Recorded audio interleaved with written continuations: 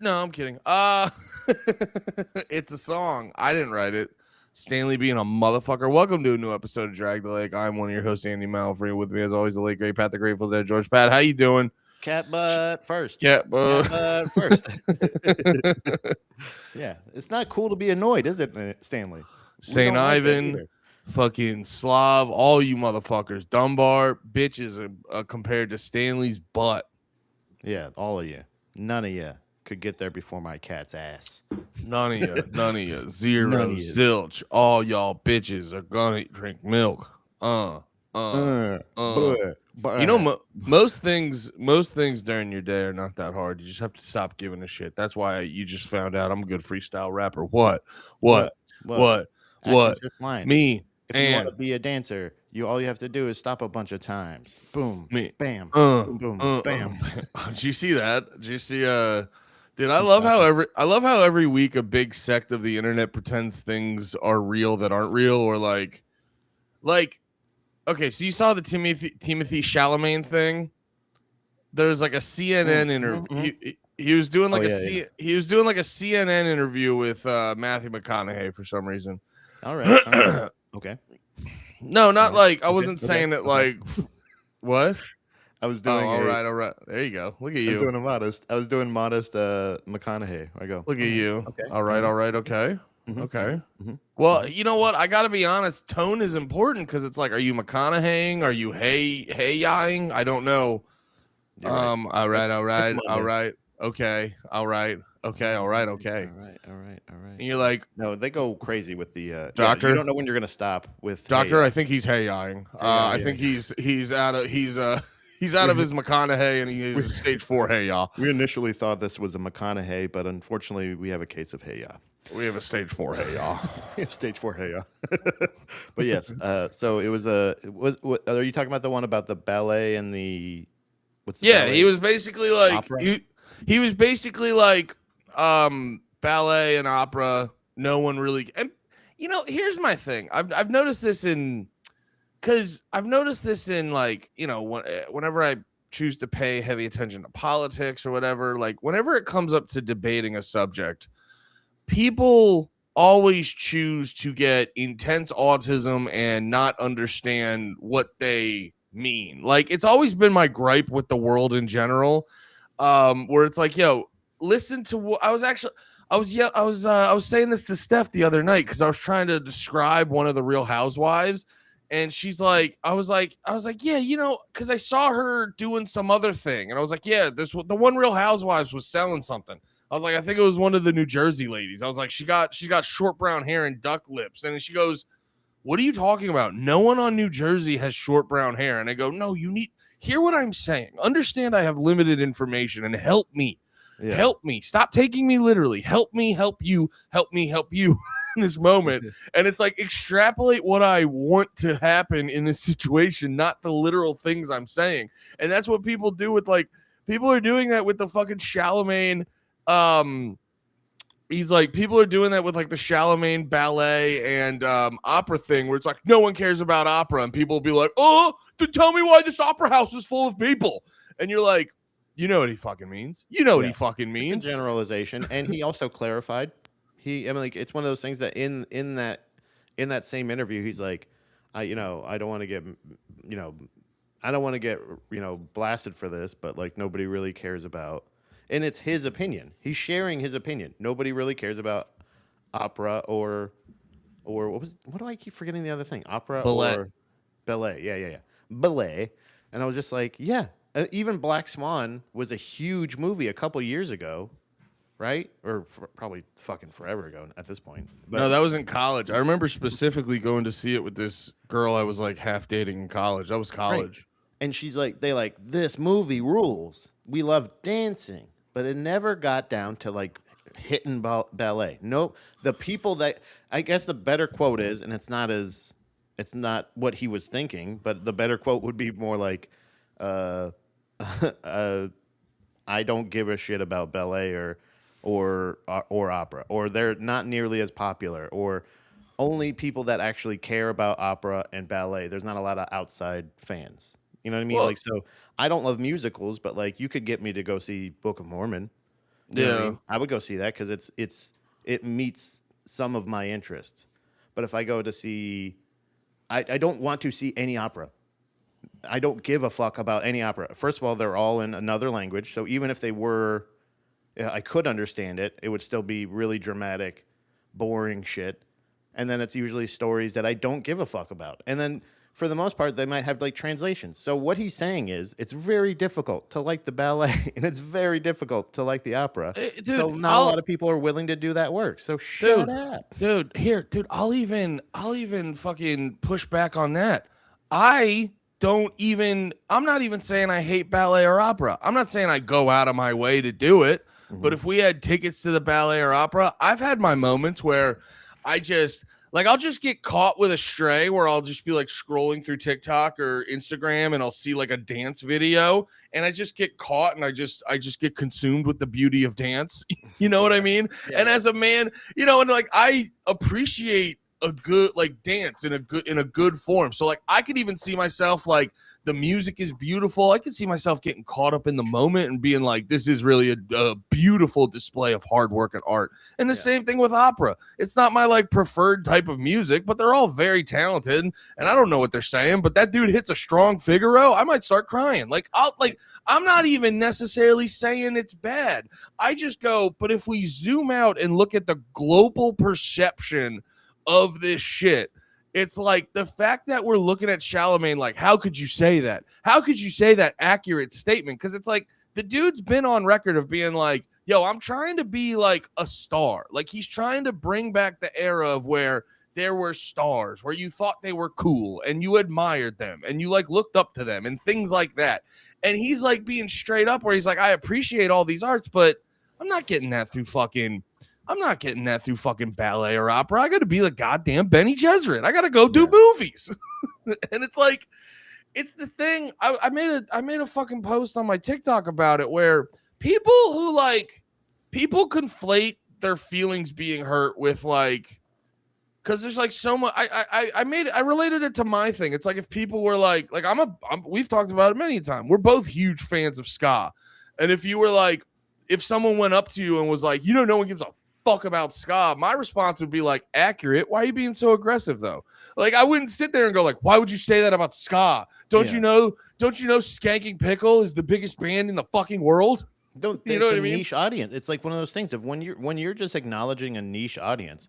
He's not saying opera has no place in art. He's not saying ballet has no place in art. It's just saying nobody gives a fuck about it. No one gives a fuck because that's what we all understand. Because nobody fucking cares. So like it's a thing where even if it's just like in the sure there's more of a possibility that if he did those arts he would be able to, like, it's a smaller, actually I don't even know if that's true. I know nothing really about ballet or that or art in that general region, you know what I'm saying? Like, so I don't know if that would even be an option to like say like a lower bar. It's the thing I'm trying to explain is kind of, it makes more sense in drag queen talk. So you're saying Charlemagne should sissy that walk? Well, in a sense, yes, because like what he's talking about is I think he's acknowledging that there are industries that are a different kind of niche. So like if you're not a good comedian, and you're a gay man, you can then I'm listening. Like, if I go into the world of drag queen, then I can be the funniest drag queen because they're all focusing on drag queen stuff, and I can bring a very existing talent that can play to this. Yeah. So like singers, I see it all the time. You see it on Drag Race all the time where they're like, oh, I'm a comedian, blah, blah, blah. I'm like, okay, so you're the open micer that was like, okay, I need a new lane. I need another way to stand out. So like if those were the cases, he could be, I'm Charlemagne, who's in a ballet now. You know what I mean? But like he's only going to help ballet by It'd be a being ballerman from somewhere else. Sorry, let me hit that again. It would be a ballerman. I want to say, hold on. I hold on. Let's take that again. Let's take that from the top. Johnny, can we back that up? Take that from the top. Ballet name? It'd be a ballerman. But no, I wanted to give a little bit of praise to the chat real quick. There was a Makana Hey Ya. Yeah, Dunbar, McConaughey. Yeah, Dunbar's good with those. this one I do one of these. Dunbar, you pleased Dunbar? me. Dunbar, you pleased me.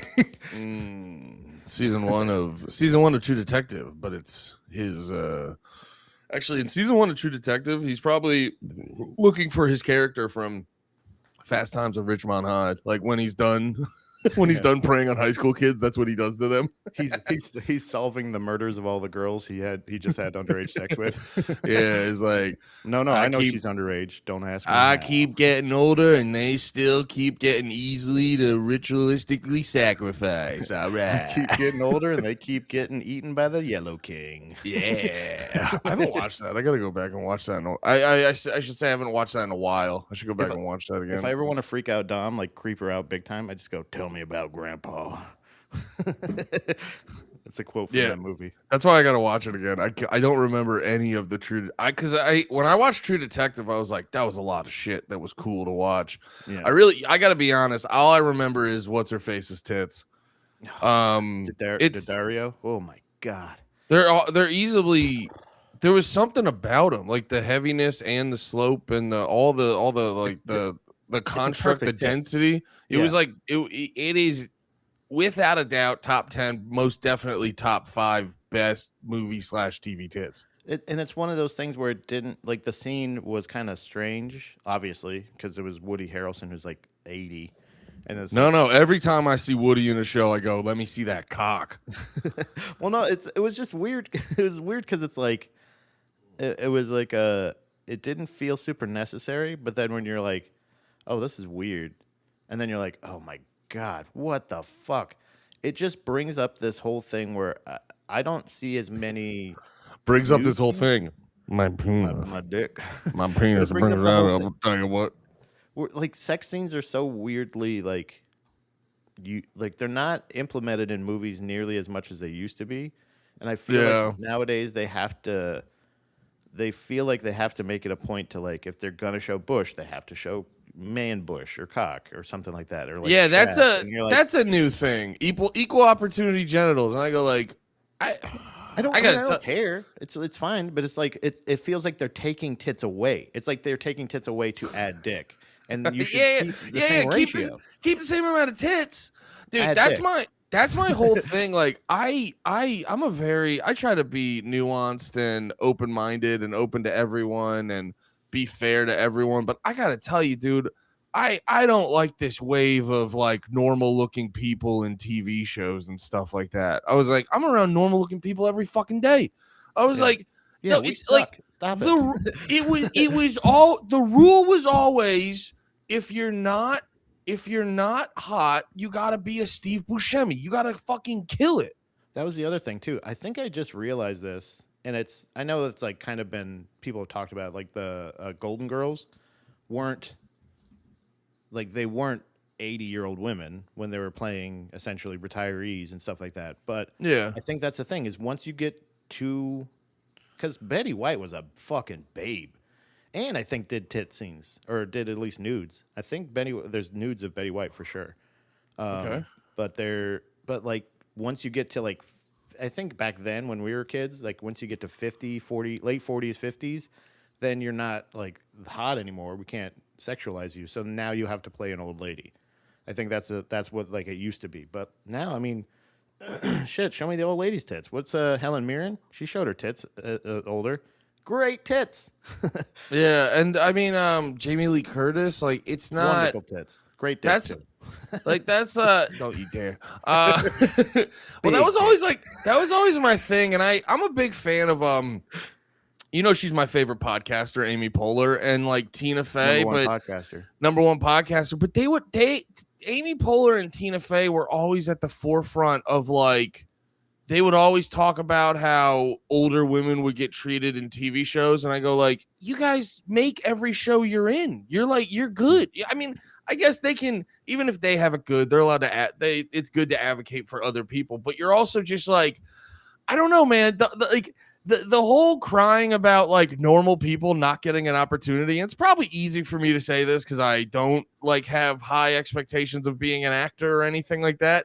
But I got to tell you, I was like, yeah, I don't know what to tell you, man. Hollywood's a really superficial business, and I don't like when I'm like, cause it truly, like, anyone could, any show we've ever watched, you truly could get anyone in there, man. Yeah. Like True Detective's amazing, but I'm telling you, dude, if McConaughey wasn't available, Leo could have crushed that. Daniel Day-Lewis could have crushed that. Like, so many people, they act like people. I mean, yeah, once you get a couple seasons into a show, people aren't replaceable, but like, everyone can do the fucking thing. It's a very superficial business. Yeah. And I gotta tell you, if you're not a fucking pro at this, I'm not sitting here going like, well, we need some average looking people in here. I need, like, I guess what I'm trying to say is, like, it's tough out there, and you're like, yeah, it's tough out there it's tough out there doing the fake job. You know what I mean? Yeah. It's tough out there doing the fucking fake superficial job that you get so you can have fame and fortune and everyone tell you that job I don't care I guess technically from my philosophical outlook, I wouldn't say it shouldn't be. I don't care if that job is tough. I don't give a fuck, man. You shouldn't have to suck Harvey Weinstein's dick to get a role, but if the other guy got the role because he was prettier than you, it's like, yeah, I don't know, man. You shouldn't be an uggo in a superficial business. Well, the thing is really funny that because like there are standards in Hollywood, and everybody thinks the standards in Hollywood are like, you got to be perfect, no wrinkles, and you got to be super skinny and all this other shit. No.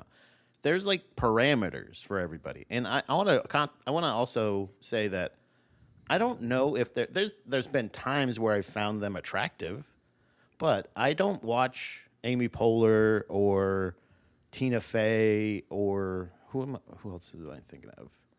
Catherine O'Hara is another Kristen good Wiig.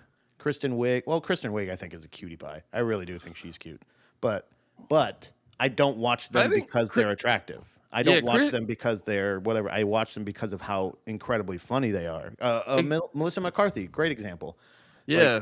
No, that's a whole list of people who are cute as hell, but you don't like. That's not why you're watching them. No, I watch them because of their talents. So it's like one of those things that like, and I don't have to. And it's not like but there are roles for like again. Who were we talking about earlier? Daddario. Like I'm not watching her necessarily because she's a splendid actress. I'm watching her because I know she's willing to show tit on screen. You know what I mean? Sydney Sweeney. I'm sure I'm not watching her and saying like if she gives a great performance and doesn't take her clothes off, then I'm gonna go boo. I'm gonna go, oh, that was good. You know what I mean? But I don't watch them because of that. So everybody has their role. Well, fat guys, there's fat guys where like there's a middle ground where if you're a chubby guy in Hollywood, you're fucked. You're never gonna work again. You have to be the fat guy or you have to be the hot guy. You can't just be a schlub, a dude. Yeah. You have to be like comically fat. It's weird. It's like there's in between fat and comically fat. Yeah. There's you got to be a slob. If you're fat, you're portrayed. You're a fat guy. That's your role. Is you're the fat guy in that thing. No, that's what I'm saying. Yeah. Or you could be like, well, wait a minute. Who's the dude who played Hopper in Stranger Things? James Webb. What? James Webb. I think you're thinking of The Telescope. That's nah, he might be good. Like, he might have like a decent body under there, but like, he's in that other thing too.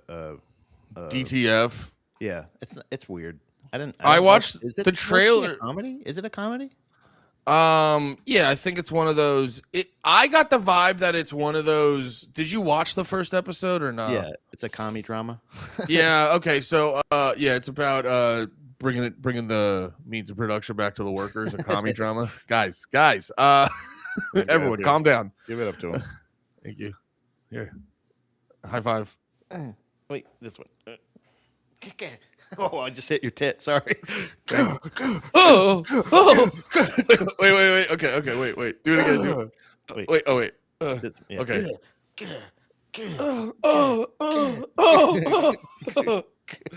Guys, like and subscribe for the love of fucking Christ. Chest slap. But no. Whoa. Yeah, dude who played Hopper might not be the best, but even him, like, no one's looking at him like, oh my god, he's like, he doesn't have to have a 6-pack on set. You know what I mean? But like And Dom he- likes him, and I'm sure Yeah. Steph is probably into him because Yeah. look at us. You know what I'm saying? Yeah. Where you're like, Yeah. oh, you like the fatties? I got it. But he's like our representation in TV shows and movies. Right. But like in actuality, if we wanted to look like him, we'd probably have to lose about, I'm guessing, like At least a couple of the kids. You know, yeah. There'd be a few of the strange I'd things. say We'd have 11 to- and probably Mike. I'm an 11 and a Mike.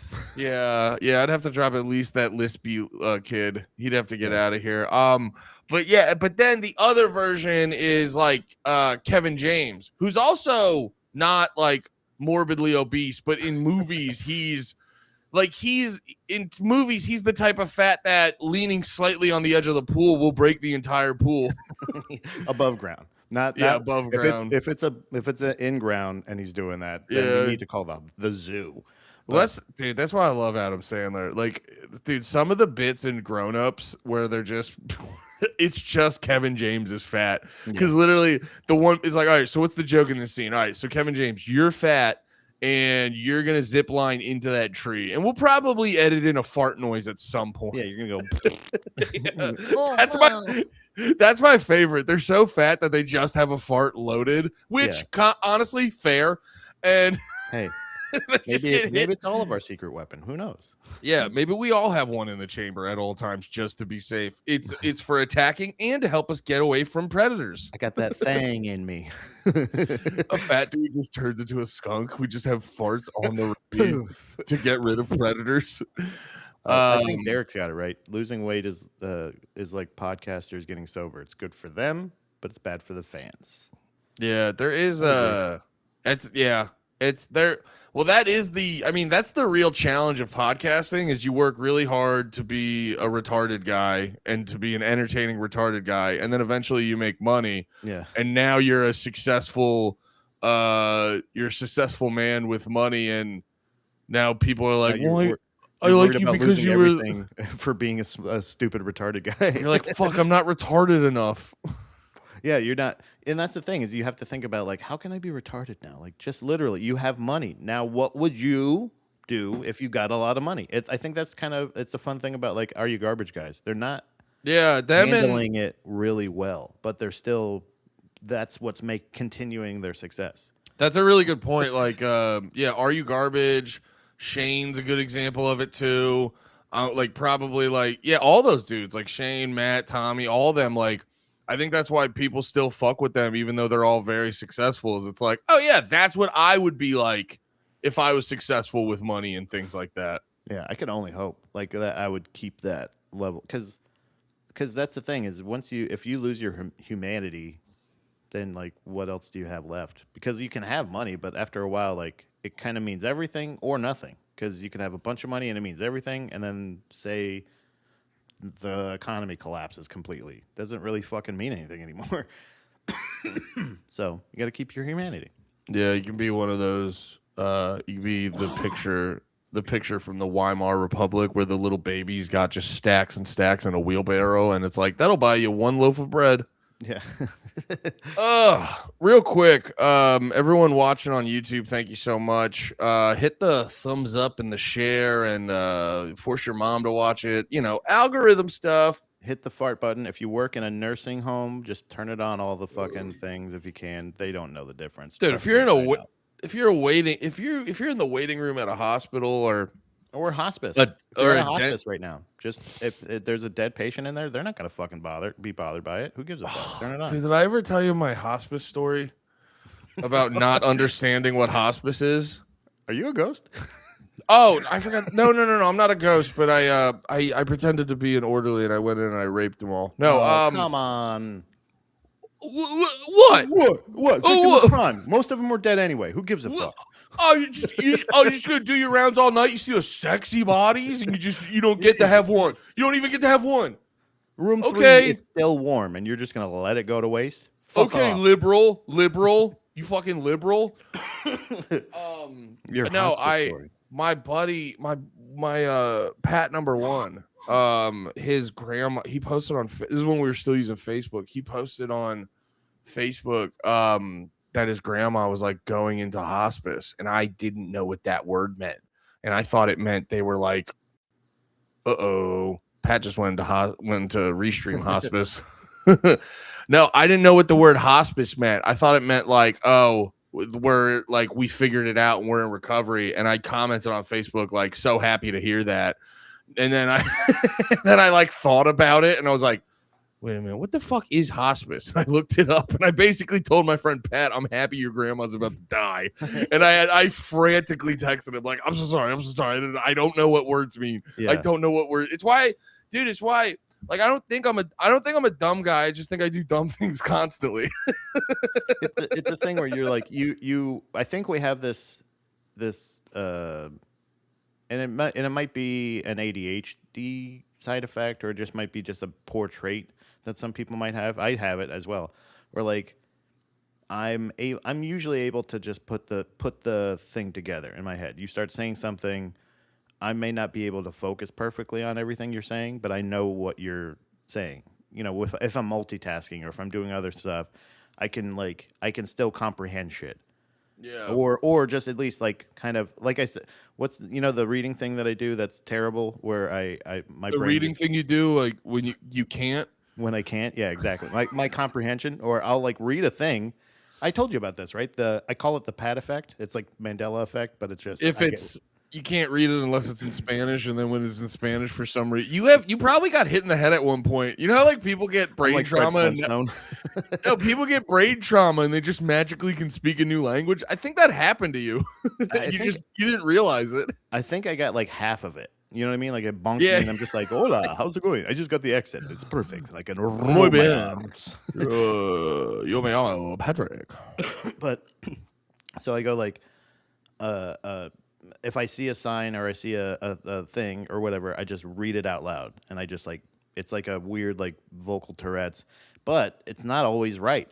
So like the two of the best examples is, or actually the best example of, I saw a sign. And it opened up your eyes. we were driving to Philly, and it was with who is that? Frieza, Wes. I'm not gonna say his last name. and Borland. You were with the guitarist of Limp Bizkit. I was like, dude, I turned the light off. I can't see. He's like, I gotta do my makeup. So we're on our. So what's the deal with the makeup? Do you just every day forget what band you're in? Like it's cool. It just never matches the vibe. Just, you don't match anybody's. But we were driving. It was me, that comic, and another comic, and they were driving. But I was like, so I was in the back seat, and I'm just like, it's just whatever kind of small talk, bullshit, open mic or talk or whatever. And then like I see a sign, and I go, "King of Pussies." It was King of Prussia. That's fun. And it's so funny because they thought it was a bit. They thought I said King of Pussies. Oh, I remember this. Yeah. And I was like, yeah, whoops, like got you guys. Well, you're like, you know what it is. You're like L. Ron Hubbard. How L. Ron Hubbard was with his books. I realize this about you. You're like that with your thoughts sometimes. You know how L. Ron Hubbard. He was the most prolific author. He's literally prolific, I feel like, is the wrong word for that. Prolific means you just put out everything you've ever done ever. Well, prolific sounds like there's the word prolific does not imply talent at any point. It just technically means volume. Yeah. So you know what I mean? Like I'm your output, not necessarily your skill. I'm a prolific podcaster, and I'm not successful at it yet. You know what I mean? So prolific. But no, L. Ron Hubbard was literally the most prolific author, because the dude would write a book and they'd be like, "Do you want to edit that?" And he'd be like, I just started the next book. I don't care."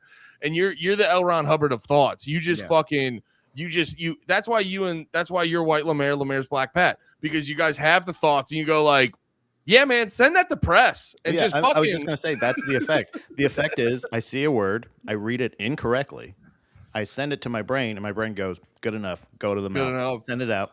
Yeah, And you I just go literally like, you have the first thought and you go, nailed it again. Yep. Fucking put it on the front page. King of Put. Like my thought was, what the fuck? It King of Pussies? Like kind of thing of like, what the Oh, fuck yeah, does that mean? Like in my head, why would they make a sign that says King of Pussies? Who is it? Is it Wes? Well, That's you, I notice you sometimes you'll bring something to me and I go like you like take 2 more seconds. Yeah, you go. That's not what that says. Say, read it again, and I go, oh.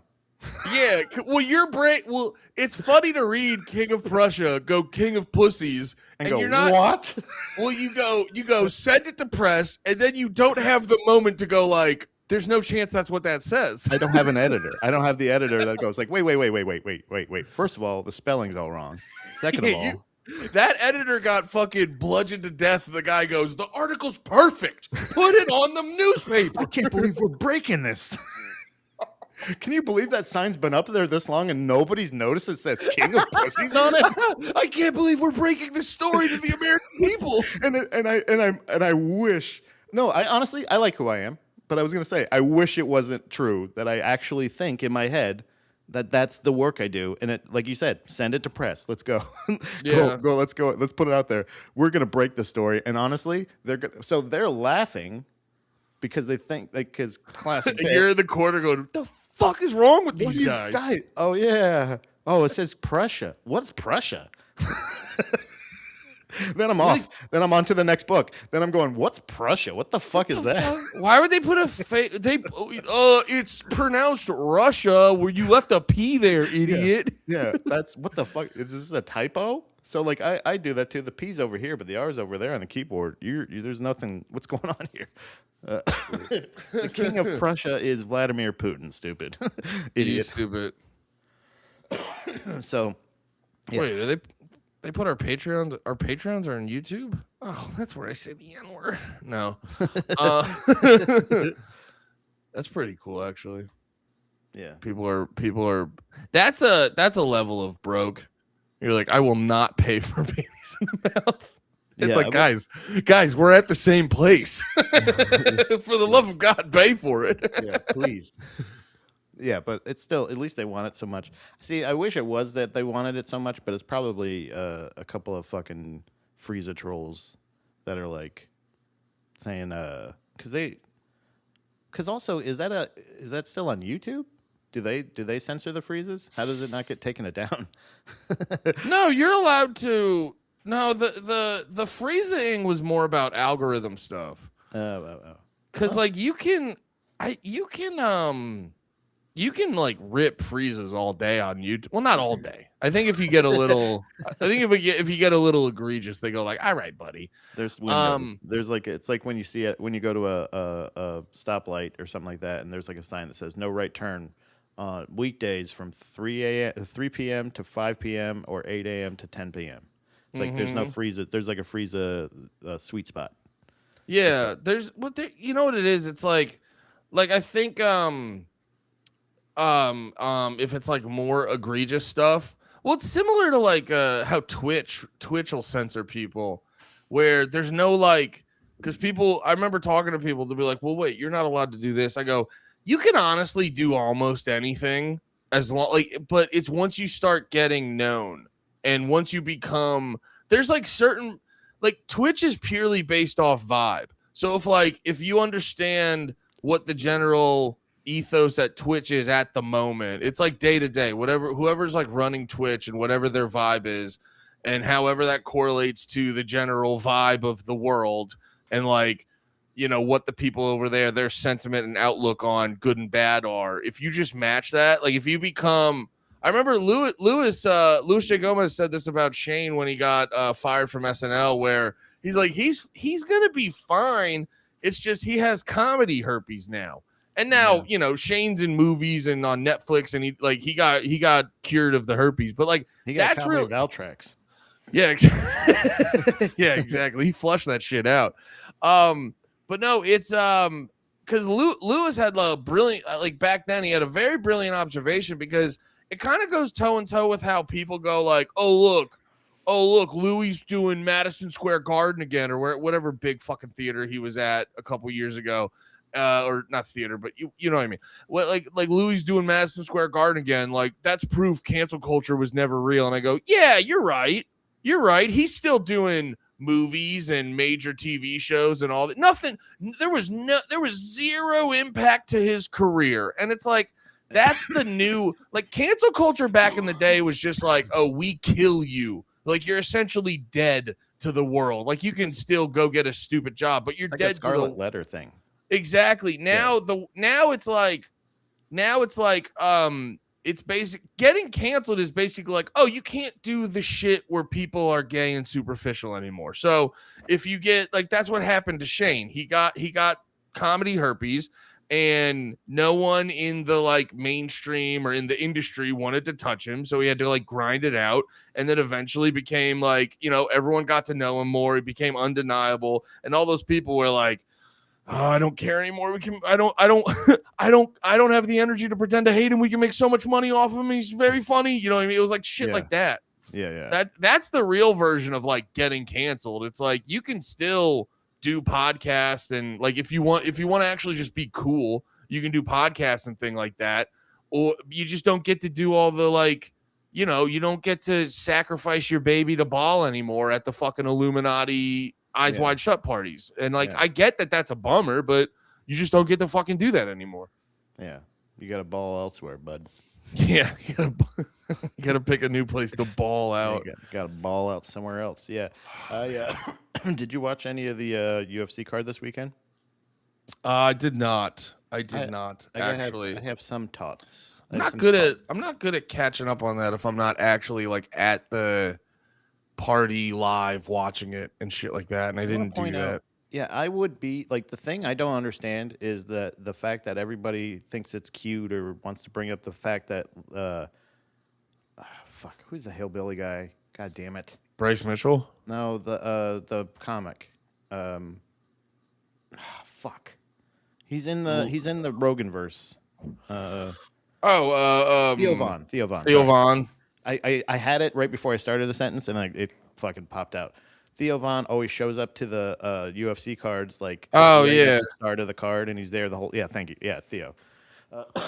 But he's always at the whole what's it called? UFC cards, like from the he watches the whole thing. Jim Norton does it too. Jim Norton always like shows up like for the prelims, and everybody like busts their balls. And I think, first of all, there's no better way to expose yourself as a fucking casual than to make fun of somebody for going to the start of an event. Or I gotta be honest. Who the fuck are you? Who the fuck are you?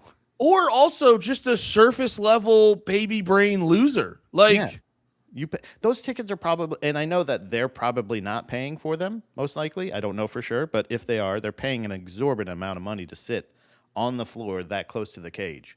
So, well, realistically, I mean, Jim Norton, every fucking bit out of that juice, brother, and it's the sport I love. Why wouldn't I be at the beginning of it?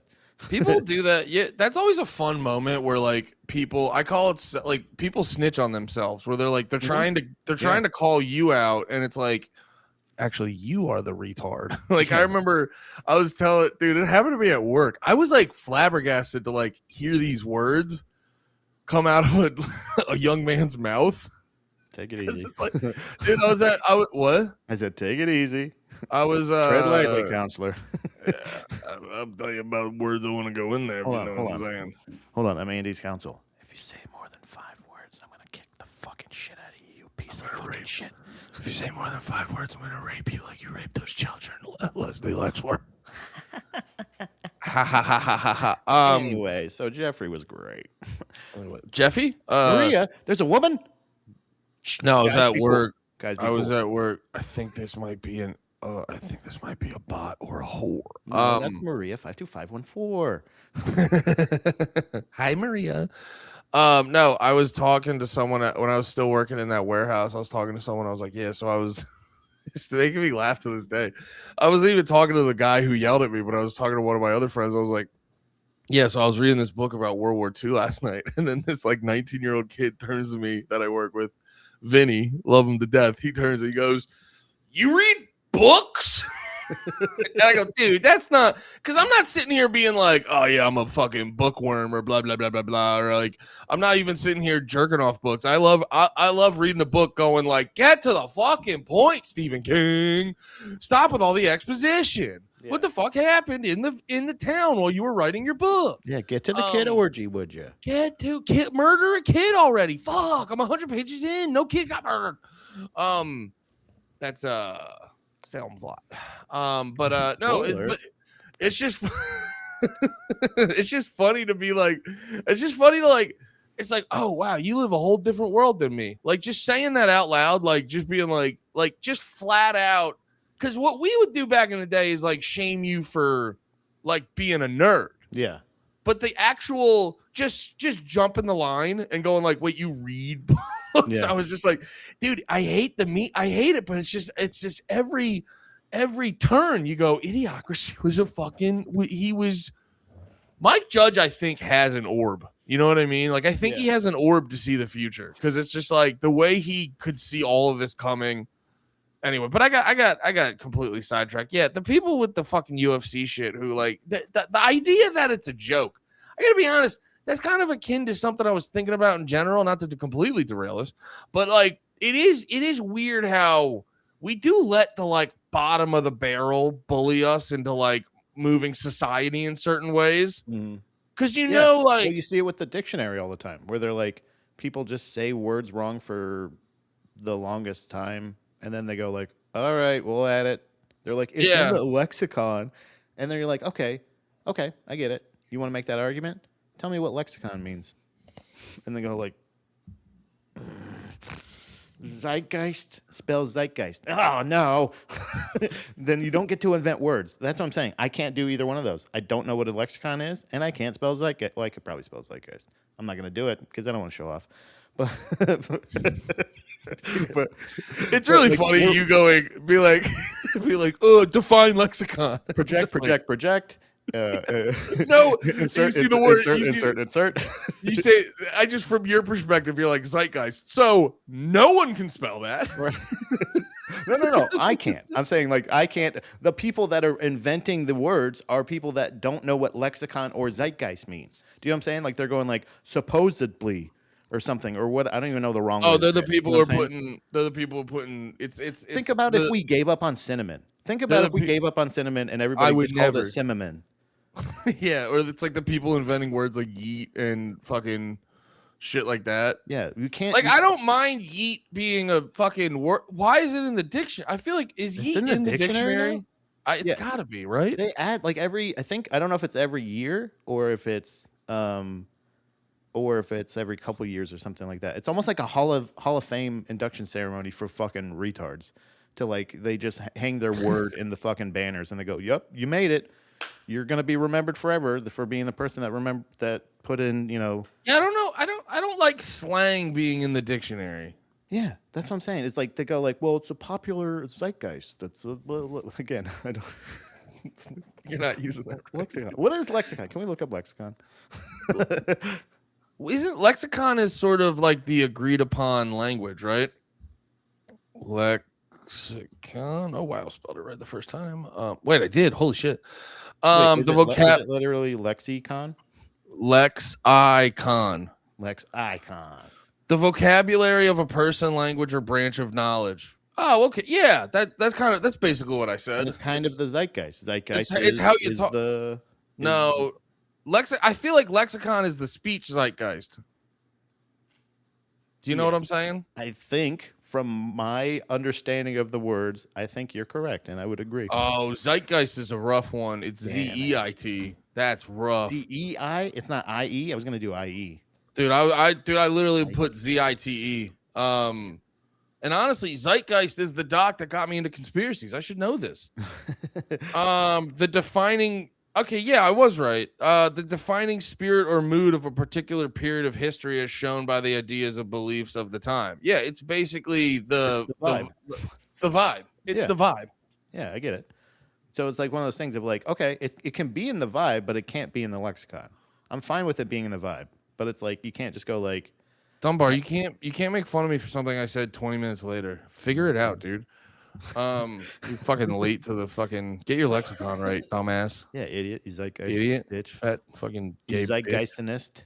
Yeah, he's like, What are you, a Zionist? Guy? what are you, a zeitgeistist? What, you want to go back to Jisrael? Jizreal. Faggot. But yeah, so I think in general, in the general zeitgeist, it's common to make fun of people for showing up on time for events. And I don't like that, especially when the events themselves cost thousands of dollars. Yeah. Well, you know what Thousands it of is? dollars. You know what it is? It's those people that like fucking.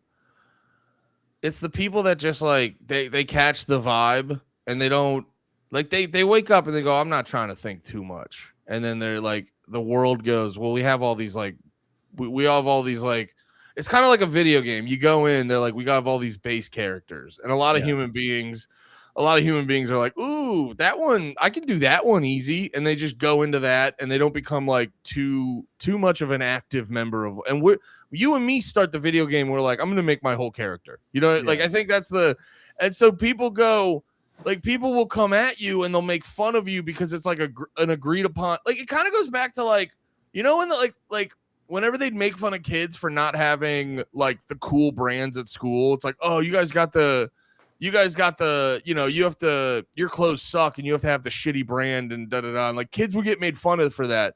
And I remember even at a young age, I go like, but where's the logic behind your joke? Like everyone, if we all had money, we would all get the nice version of clothes. Yeah.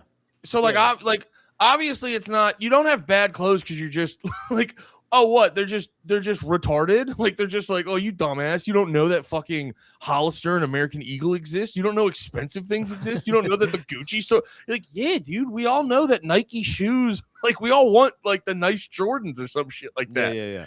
And it's like, oh no, but I just pay less is where it's at. Like that, is that what you're telling? Because that's another part where when I was choosing to be more autistic in my day-to-day, in the bad areas, I'll never not be autistic, but it would be like, fuck, I just lost the thought. What was it? Where it's just like, oh yeah, I would get mad because I was like, are you just calling me a dumbass? Like I just chose to, you're saying I'm sitting here being like, or that nah, I have dude. Poor taste. I think that's the thing. Yeah, like, yeah. That's a good way to put it. That I would rather wear dollar store versions of the things you guys get, or like have to go to the flea market and to get like knockoff shit. Like, well, I'd be a kid and like I would always get clothes, but I would try to convince my parents to get me the nice expensive clothes, and it would never work. And I'd be like, "Oh yeah, you think my choice is Urban Pipeline from Kohl's? Like you think that's my choice?" Life hack for if any kids are watching this, please God, turn it off, but not before I tell you that. Nah, turn it up. Fucking put the windows down. Life hack for not having or being expected to wear popular clothes. Be too fat for any popular clothes to fit. For any clothes ever. Life hack. Life hack. So that way that you can go like, none of those fit me. They don't make Nikes and wides. Yes, they do now. Monarchs, shout out. The Lamezis. It's still tough. It's still tough to get Nikes, and they're very limited. Nike's a narrow toe supremacist. Yeah. But yeah, so I'm watching the UFC card this weekend, and I mean, it's just weird. So they also broadcast it on CBS because it's with Paramount now, and for some reason, them putting it on CBS to me is just kind of like, it's just annoying, and I think it's a way for them to double their advertising. It's whatever. It's how they're making money. It is shocking how bad the product has become since moving to Paramount. It's insane to me. Like, okay, the production quality in general. Like, they're in Vegas. This is not like an away game. They're in Vegas. Huh? Loss? Yeah, Las Vegas. Yeah, sorry. I'm sorry. Thank you. Yeah, I apologize. I that's my bad. They're in Las Vegas. This is like during the fight, and just in random during the event, the card sentences you didn't even know were jokes. Some would call them unfunny. The joke miner over here, Minor. I think that there's a because he's see that underdeveloped. There's a level of like bullshit that's happening. Like out of nowhere, multiple times Like during the card. technical difficulties? Brother, literal technical difficulties in the sense that the lights in the arena were randomly shutting off and turning back on. Yeah. Like they were like it was like it was in the middle of a fight. They had the overhead camera shot, and then they're like, why are the commentators at some point even just go, why are the lights flickering? Like, what's going on? Yeah. Like, and then like later on during the main event, I think it was main. Yeah, it was the main. The screen just went black, just was completely lost the feed completely. Like no, And whatever. that's bad for you because you Terrible. can't. It's 'cause one you of the can't- worst things that you can imagine. Okay, so you want to watch the fight while it's happening. Whether Okay, I I'm paid just for as a it- whether I casual. paid for it or not. Yes, that's honestly my main thing with UFC is usually is When you turn it on, you want to watch my it. eye intake with it. Okay. Like I'm a casual. I'm learning. okay, no, it's fine. These are questions that I can. These are field, important no problem. questions to ask. Yeah, these aren't even like subjective. I feel like most fans are going to feel this way. They want to watch it when it's on. They want to see it with their eyeballs usually. So that's just me. So We're just here for the people. it's crazy. They had that stupid fucking bitch on the desk again, Kate Scott.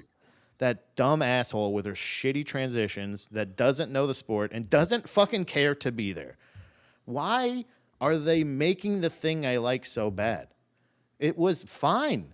It was fine how it was. And why did you have to change it? Like I understand they have their hires, I'm sure, for Paramount that are like contractual or that are on contract or whatever. I don't know what the fuck it is. But there's plenty like Paul Felder, Dustin Poirier. Even Dustin Poirier has shown so much improvement on his commentating since like he's done the desk analysis and like talking with the guys and shit like that. You know how? So I think this is made out of wood. And you're like, no, Dustin, the fight.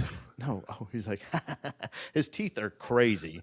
But Really? Yeah, he got him done like when he retired. Oh, he got the veneers. He got tops and bottoms, and they just I'm still not used to him because he's got such a tan too. He just looks nuts. I'm very confused why. I get very confused why the veneers are so popular because they're still very like they've gotten better. His teeth, Like I remember, looked bad. His teeth never were noticeably terrible. I'm Yeah. sure he might have had issues, but like this was like purely cosmetic. It feels like. but the veneers still are pretty noticeable, and it's like even if it's like there's just a thing as human beings, like even if something looks great, but it's why. It's why people hate on big fake titties so much. You know what I mean? Where it's like you could have like there's a lot of dudes who would prefer like a nice set of small naturals over big fat fakies. You know what I mean? There's just something about like it's almost akin to like the uncanny valley where you're like this isn't right. Something about this isn't right. It just doesn't match, and it looks so unnatural. So Roman Reigns had the greatest veneers ever. I'll bring them up at some point, but I just remembered this. Go ahead, sorry. But no, I was gonna say like Dustin Poirier, and it's Paul Felder and Michael Bisping, who they co-host the Believe You Me podcast, and those three were given fuck, god damn it, Mike Harrington. Wow, that was bad. Shout out Mike Harrington. Yeah, Mike Harrington, my friend. So like they're doing great. They have great chemistry. I said like even Dustin Poirier is really showing improvement so far on the desk and everything, and because it's just it's weird. I'm sure it's strange. You have like the lights here. Gotta look here. Now you have somebody talking while you're talking in your earpiece. There's a huge arena blasting music and fans cheering, all this other shit. So it's like a lot and he's adjusting very well already. It's really cool to see. But this bitch, Kate Scott, and I use a bit not in the colloquial term or I mean it to be demeaning, but not because she's a woman. Yeah, I mean it to say that she's terrible at her job. I'm calling her a whore because she's a woman. Megan O'Leary would be so much better in that position. what's her face? God damn it, I can't remember. Lauren. God damn it, I can't remember her Who's this? goddamn name. Who's the Spanish chick with the big titties? Spanish. Nina something? Oh, Nina Drama. Yeah, Nina Drama would be fine there, and they're not Put that her. big. That's what threw me. She's. I think she's hot. She's not Whatever, like. dude. No, whatever. Talk about your fucking sport. Whatever. Fuck you. But yeah. She honestly, and most people are annoyed by her, but she still is more engaging and better at analysis of MMA still than Kate. Kate Yeah. Scott is terrible for that job. I'm not saying that she should never work in sports again. I'm not saying just please don't have her on UFC cards anymore. It doesn't make Yeah. any sense. It's making it hard to watch because her transitions are just so terrible. Like they go like, oh, you gotta make sure that one of the biggest things is jab. So he's gonna have to make sure that he attacks the lead leg, so he can't get that jab working. And she just goes, okay, and so what she says, okay, those are her words. Like she doesn't go like, oh, that's a great point, or excellent analysis. Thank you so much. Like something like that. Like Yeah. just in broadcasting, I'm not even saying MMA's like in just sports. You don't have to be the best professional. Even No, just in it's regular hosting, she's so bad at this, and the product doesn't. It deserves more than this. no, and it's honestly like the funny part too is it's not even the way you're describing it. It's not even a knowing MMA or not. It's like if someone, it's like whenever you do a podcast, you'll be like, "So how you doing today, man?" And they'll be like, "Good." Yeah, And you're like, hey, you're on a podcast that's going to be an hour long. yeah. It's like, It's and so people, annoying, yeah. yeah, when you're supposed to be a commentator, you're like, maybe you want to comment, maybe you want to Tate. No, Yeah, anyway. engage, like act like you're having a conversation or something because you actually are. You're on television, and also, and it just seems like I don't know her history. I don't know where she has worked before or what her experience is officially, but she is not qualified for that job. And Yeah, I'm sure there's plenty of ladies that can do the job. There's plenty of fellas that can do the job. I don't care. At this point, I don't care. Just not her.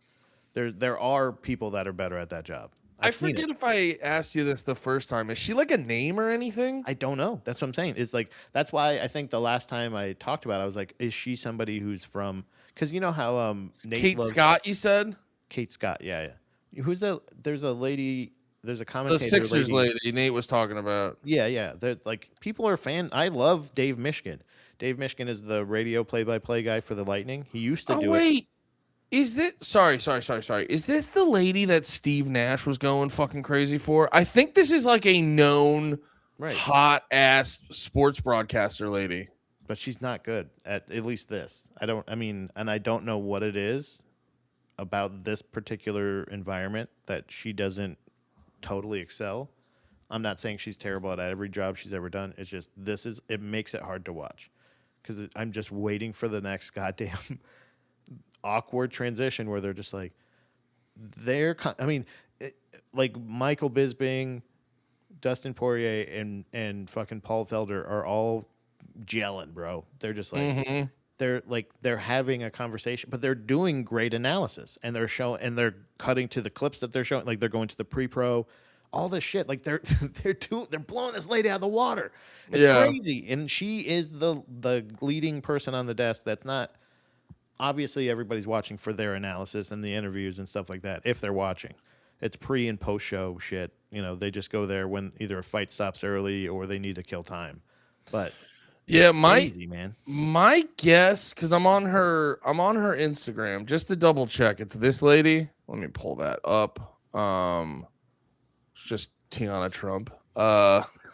It's this lady, right? I believe so. Yeah. Yeah, so she's got not 912,000 Instagram followers. My guess is that they're like, you're our biggest name. You're a really hot lady. Let's get you into UFC. And she is just not taking it seriously. Yeah, I think that's the best way to put it. She's not. It doesn't seem like she's taking it seriously. And last time she was more like it did feel more like she was going like, okay, like she didn't believe them. But like, Yeah. But now I think it's just she's on mic going, whatever whatever you say. weirdo. Yeah, I guess if that's what you think.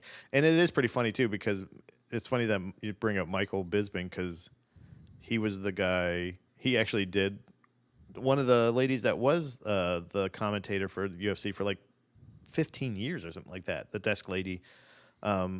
She said something about, he's like giving like, oh yeah, you definitely need this, in the fight. This is crucial, blah blah blah. And she's like, I don't know if that's that crucial. And he's like, it is. And she's just like, I mean, I guess so. Like, that's, some people can think that. He's like, no. It's not people that can think this. This is a standard. This is like something that is. That's my it's- favorite. I understand. And he's like, you do a really good job at what you're doing and everything, but I do a really good job too, and I know what the hell I'm talking about. Yeah. You definitely need this. And Well, it's like, that's where you need experts in certain areas, because they, like, we've talked about this before, but UFC wrestling's kind of like that too at times. But UFC is one of those where people who know nothing, they like watch it and they just like, oh, I kind of got this, because it's like, it's weird. You know what's funny? It's like politics is kind of like that. Politics, because no one. It's like politics get that, stand-up comedy gets that, because no one thinks they're not funny. No one thinks they have a bad sense of humor. So you get a lot of pushback, and a lot of people who don't know what the fuck they're talking about throw their hat in the ring and stuff like that. So like, yeah, that and MMA, like, that was always surprising to me, even though I did admit, like, I was one of those guys who was like, honestly, it's pretty fucking gay. But like when they're rolling around on each other, like, I was one of those dudes back in the day. But at the same time, I'm not going to sit there watching them do jujitsu going like, oh no, he shouldn't do that right now. Like, that's the part about MMA where the confidence in casuals is very shocking to me. Cause I go like, what do you like? I don't like, yeah, cause for me, it's like, well, I guess with like, cause when they're doing jujitsu, I look at that and I just go like, I have no, like, generally, I've learned a lot more in the past couple of years, but generally speaking, when I watch two dudes doing jujitsu and I'm done jerking off, I like go, I go like, that looks interesting and tough. And it's not until one of them gets them in a fucking hold that I go like, oh, that's why you did all that. Yeah. And then it's like, and then when, and then even when they're fucking, just punching each other, I'm watching that going like, well, yeah, I'm assuming he's trying to hit him in the face to knock him out. But there's all the little shit of like, I remember you were explaining to me, literally everything they're doing. like every movement is trying to get them to do a thing or analyzing what they're doing. It's all constant processing. It's reads and fakes, and it's like literally, it's everything. Like they're doing everything, and it's fucking crazy that like, so like I'm really glad that you brought that point up too, because the main event ended up coming down to it was Charles. First of all, the card in general kind of was, aside from RoboCop, by the way, who fucking, the first punch he threw, he knocked the guy out. Oh, really? Brother, it was incredible. It was a RoboCop. What's his actual name? I believe I think Gabriel. I don't know if it's Gabriel. Last name is Rodriguez. I actually follow him, so I should probably know. But it's he Brazilian, big fucking Brazilian middleweight guy, Rodriguez. I guess I should have put in. You're good. I'm looking it up. You're good. Oh, okay. But he, yeah, Gregory Rodriguez. That's my bad. He, no, that was, aside from that, I think most of the fights were weird as fuck. I always notice this in every fucking UFC I watch. There's like a thing that happens early in one of the either undercards. Holy shit. Yeah, knocked him. Sorry, I found the video. It's such a great knockout. And he just goes like, and literally he got knocked out by this guy the before, so this is like a redemption thing. And then I love this. Well, yeah, okay, I guess that's it. Is that like set? Boof. Is that first round or no, third round? And it's funny that it was like almost 2 minutes into the round, and he literally, I'm pretty sure that was the first punch that he actually threw, because it was basically just mainly like, again, reads. He was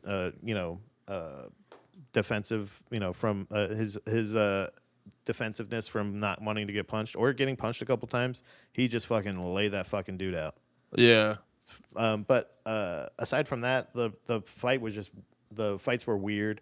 I notice a trend almost every time I watch a UFC card where there's like a thing that happens, whether it be like first one is like a weird fluky low blow or eye pokes or Oh yeah, there was a weird the one foul.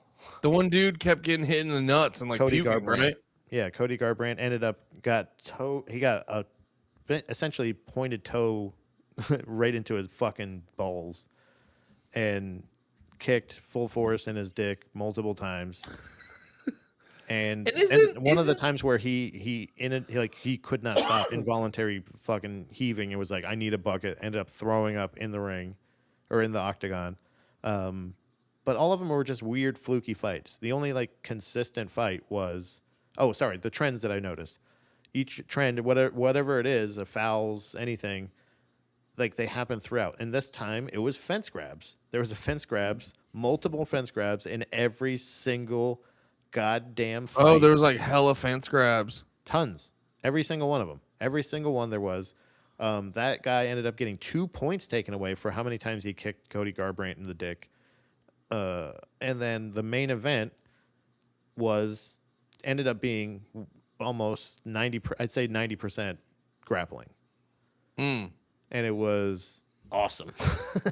Oh yeah. Everybody else, it was. Oh yeah, and Holloway's not a big grappler, right? But he has excellent grappling defense, takedown defense, whatever. Brother, Charles Oliveira walked over to him, walked in striking, fucking struck him up against the cage, bear hugged him, picked him up and slammed him on the ground, and then just went to work. That's like awesome. The first round almost finished him multiple times with cranks. Essentially tried to submit him as best as he could, but it was domination. So, and tons of booing, tons of bullshit, shit talking online, and all this other shit. And I go, you're not MMA fans, you're boxing fans. Go watch boxing. There's no grappling in boxing. Go watch boxing. If you want to watch striking, go watch kickboxing. Go watch Muay Thai.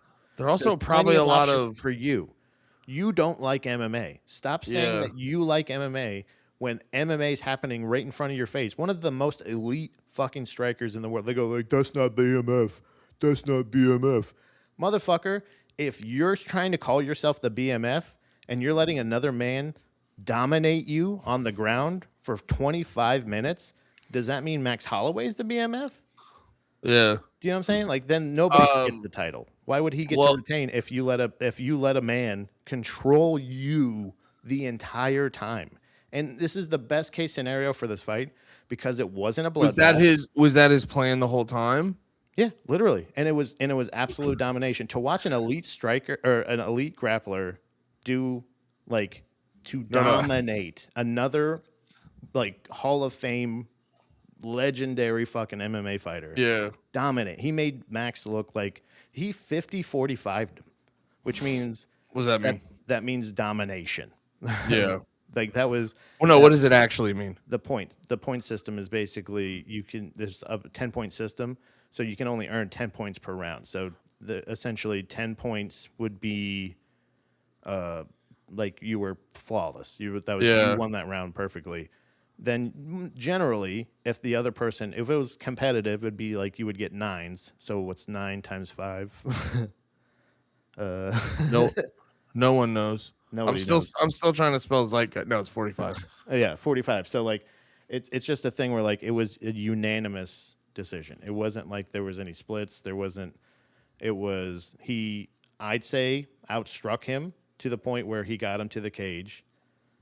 Was able to control him 100% until the final round where Max Holloway finally got the motivation to get up, which, by the way, I think Charles Oliveira let him up to an extent because he wanted to do the last 10-second little point down thing and they punch. Even in that exchange, Holloway got rocked by Oliveira. It was one of those things Isn't Oliveira just like freakishly strong too? Yeah.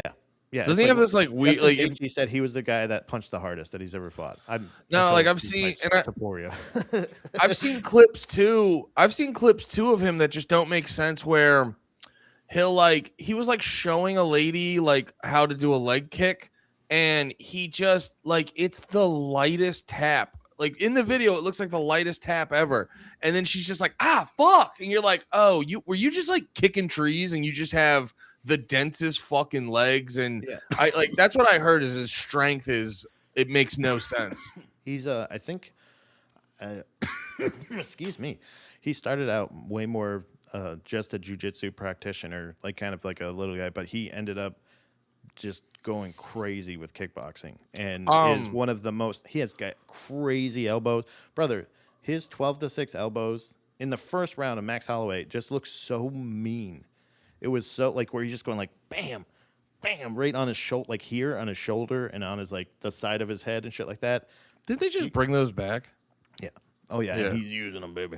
It was, but it was the best, in my opinion. It was the best case scenario for that. And I don't mean this to say anything negative to Max Holloway. Like he did properly defend the whole time, and that's why everybody was perceiving it of being a boring thing. I guess I got to see an elite level jujitsu match, and with or even like just say combat jujitsu because there was striking. I mean, when he's on the ground, he's elbowing him, he's punching him. He's trying to submit him. It was domination, but it wasn't like both of them are leaving with like CTE to the max. Like these are older fucking dudes. He's fought like a smart fucking dude in his 30s. Mm-hmm. Do you know what I'm saying? Oliveira went 100% to his strengths, and even then called out, said like, I want to get on that White House card, motherfucker, blah blah blah. You know, put me on it. Like that would be sick as hell. He would save that card because, in my opinion, the White House card is suck shit. It's just a fucking card. Yeah, they've been talking about the card of the century. We might have all title fights. Oops, all title fights. Oops. Well, Oops. did you see? Well, how about an interim title fight between a guy who's not even a fucking heavyweight? Did you see I saw Conor McGregor had an interesting thing, and I feel like you got to take Conor with a grain of salt because he's just constantly talking shit, but he made a gram of coke. That too. But he made an interesting point where he's like they never booked me for like the monumental UFCs because like where there'd be like the 100, 200, 300s, like the fucking White House one or whatever the fuck, which also too like you kind of, I don't know. Anyway, he's like, you haven't been doing it. No one knows if you're taking it seriously. It's like, that's also part of it where it's like, they're not booking you, dude. But he did make an interesting point where I bet you there's this part of them where it's like, we already, like, people are going to watch the White House one. We already got them. I don't know if that's true, but that's all probably. We can, yeah. But yeah, I actually, honestly, I don't even know that's true because there are a shit ton of people like me who are like, I just don't like what it. Brother, I don't. brother, it just doesn't. like it just does. But no, it just doesn't feel good. And it's like I don't want to support that or watch that. But I bet you they. It's that fucking thing where you're at a theme park. You're already fucking here. We're gonna charge you $1 bajillion for a soda. It's like the service dips because they think they already got you. Yeah, I think that they know that you already have you. It just feels like the White House card in general felt like. Yo, I'm really sorry. I have to piss really bad. I'll be right back. That's all right. There's just a kind of just a lackluster feeling about it. I don't really give a shit about Justin Gaethje against Ilia Topuria. I mean, with all due respect to Justin Gaethje, truly, it's probably gonna be a good fight. It's I don't know. Like I don't get excited about that just because it's like. It's a frustrating thing that for that card, that feels like a regular UFC headliner. I want cartoon. This is a spectacle, right? This almost should be because it's not a numbered event, right? It's not an Apex event. It's not anything. It's not a Sphere even. You know what I mean? There is not any of those things. So it's a one-off event. Fucking treat it like a one-off event. Try to get Brock Lesnar back. Let's make this cartoonish. Let's go crazy with it. There's still enough time that we can convince somebody, a legend, you know what I mean? GSP to come back. Have like a special one-off, 2-round, I don't know. They're doing boxing too. Like have like both events or something. I don't know. There's so many different interesting things they could do, but they're having just a UFC numbered event but it's a place where none of the fans can go. None of the fans are allowed. That was like a thing that they established early on. No fans are allowed. And only really about 8,000 or so people, I think, are allowed. Actually, or was it 4,000? I can't remember the number offhand. But much less people are going to be there. They're going to walk out of the Oval Office. It just sounds not even like even before the Epstein shit. I was just like, I don't need this. Nobody needs this. It's so weird. It was originally supposed to be on 4th of July or around the 4th of July to commemorate the 250th anniversary of America, but it ended up just being, now I think it's on Trump's birthday or something like that. So now it just seems like he's throwing himself a birthday card, and this card makes me feel that way too. So everybody suspects that John Jones was supposed to be on this card.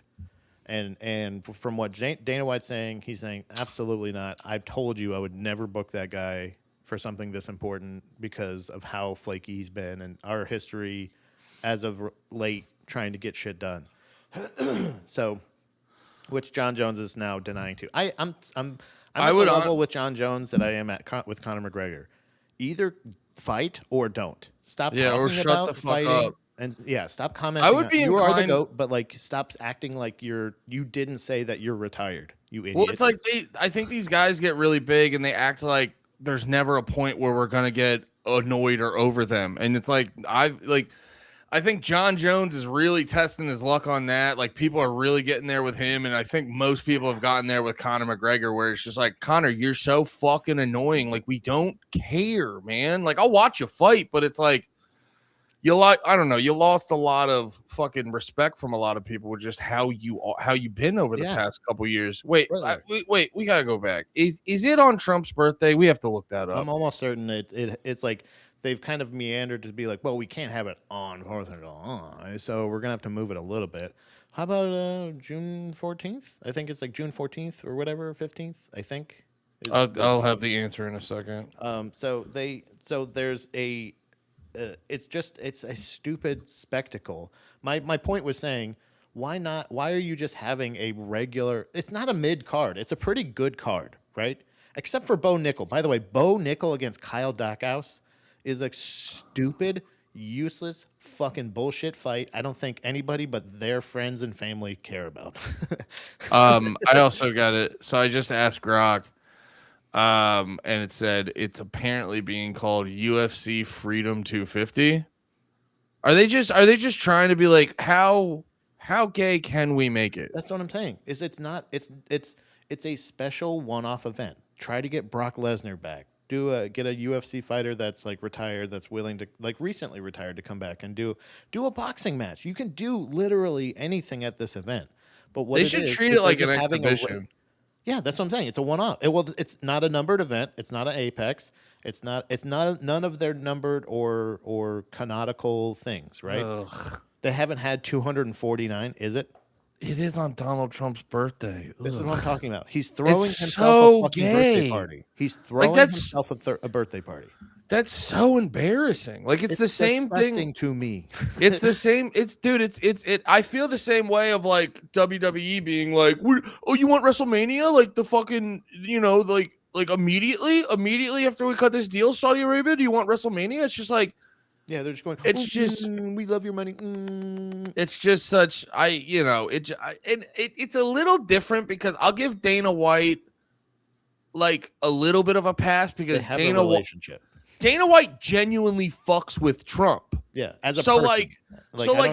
It's not so much him being like, Dana White probably had the idea to be like, that'd be fucking cool. Yeah. But that doesn't not then still make it gay as shit. But it was sold to us as this is in celebration of America's 250th birthday. But I guess we'll just have it on my birthday. And then they're walking out of the Oval Office to the Octagon, out on the lawn. And it's disgusting. July 4th would be a way more fun day to do it. It's actually a better day to do it. And have have all BMF titles. Have like this thing of like, But your co-main event is a fucking Brazilian versus a French guy for an interim title. Cool. It's gonna be great. It's gonna be a good fight probably until Cyril Gane pokes a guy in the eye. He fouls. He is an excellent kickboxer, but his inexperience in MMA is showing in every single high stakes fight that he's in. Almost every single fight he's in, he fouls more than I've seen the Chinese guy that kicked Cody Garbrandt in the dick 4 times. You know what I'm saying? Like, Yeah. it's he does essentially he does that. I'm saying this. This is not an exaggeration. This is more like an average. He does stuff at that level. He has that number of fouls every fight, about Yeah. 4 every fight. Maybe less, maybe a little bit more, but the average I'd say is about 4 fouls per fight or warnings of don't keep your fingers up. This is not okay. And he just goes, okay, cool. And then they go, ow, that hurts a lot. And he goes, well, take 5 minutes. Hey, I'm going to warn you. I told you. Like, brother, Well, I think, dude, it poking seems like each other in the eyes, you fucking retards. yeah, but it seems like dudes like that, it seems like and you know, to be fair, the guy I'm about to bring up is the greatest fighter of all time, Michael Chandler. So He's on the card, by the way. It's okay. Well, now you sound like a dumbass, Pat. He's on the card, but I'm saying I'm telling you, it's a good UFC card. But as far as like a spectacle, he should be the main event against a chainsaw, the chainsaw battle bot. Yeah, they Like should him just get against a chainsaw battle bot. Because guess what?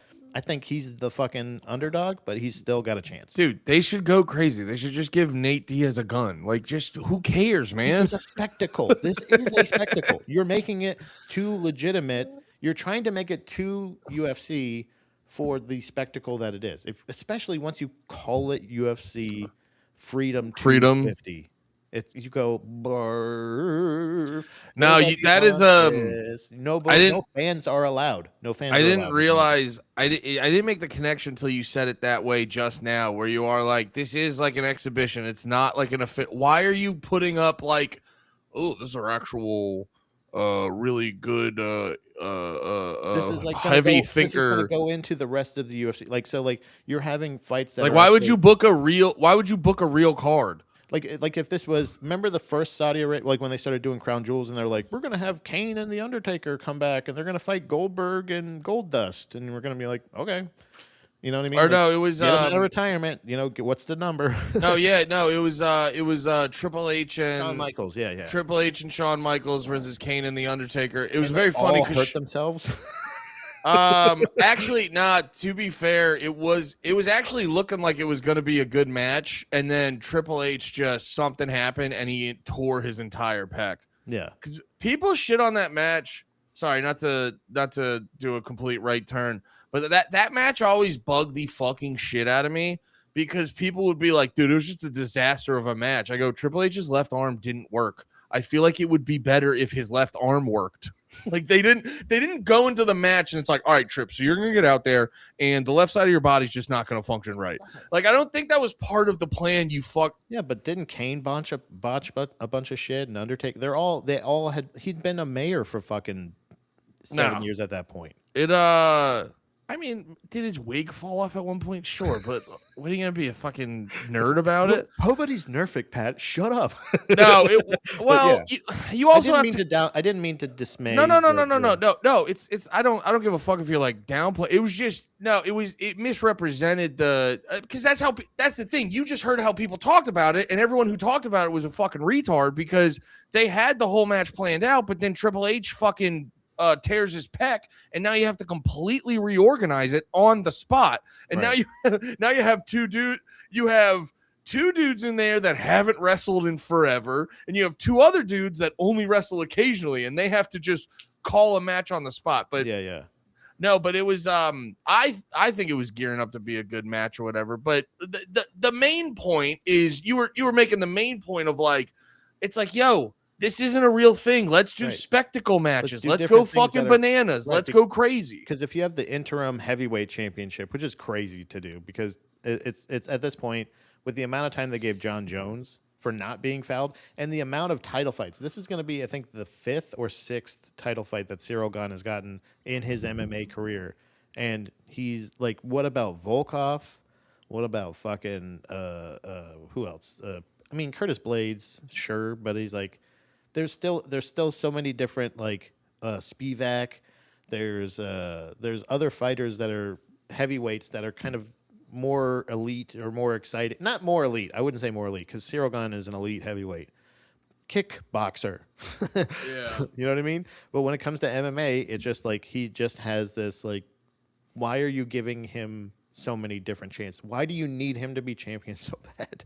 You know what I mean? Yeah, So, that's a thing I noticed. The times I'd be paying more attention to UFC, I really wish they would just like let the fighters who are better do it. Like I feel like they don't.